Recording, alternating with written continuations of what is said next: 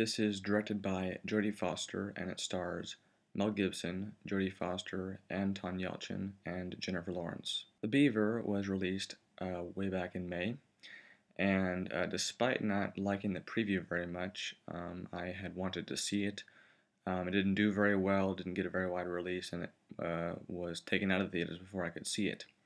So I waited, I put it on my Netflix queue, and it came in, and I watched it. I didn't really know what to expect going into this movie. There was a lot of controversy around this movie because of Mel Gibson and his personal life and, all the problems that he's had. And not many people really wanted to see it, I guess.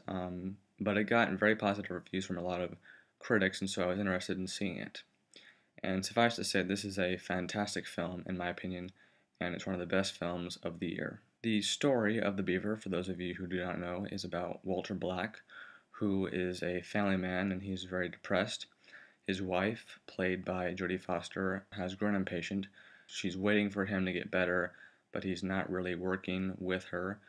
He's been taking a lot of pills, he's been reading a lot of self-help books and doing a lot of programs and gone into the therapist, but nothing's really worked. He has an older son, played by Anton Yelchin, who hates his guts and wants to be anything but his father. Then he has a younger son who is very little, and his son is just kind of in the middle of it and all that and doesn't really care too much. He just wants a father. One of the problems I had was that the very first, like maybe 5 minutes in the movie where they're introducing Mel Gibson, I didn't think were very good. It didn't really grab on to me as much as I wanted to. They didn't introduce him very well, in my opinion. And there was a really small sort of side story that involved Jennifer Lawrence and her character. And even though it sort of played into the story, I didn't really think it was all that necessary, and they could have gone without it, but it was somewhat of a small detail. This movie was very well paced. It was an hour and a half long, so they don't really spend too much time with it. Normally, a drama like this, I'd imagine, would be about 2 hours long, but they skimmed it down. The performances are all excellent. Mel Gibson especially is outstanding. Jodie Foster did a very good job of directing, and the script was absolutely fantastic. I would suggest this movie to anyone who wants to see it.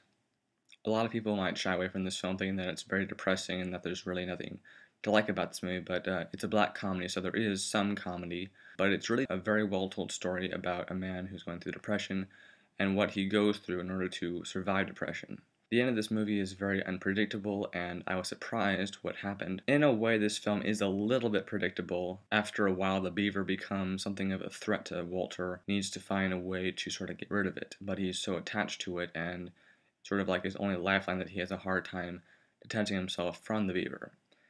The end of this movie is very powerful and effective. I thought it was a very good way to end the movie. I will give The Beaver 4 out of 5 stars. It's one of the best films of the year, and I highly suggest you go and see it.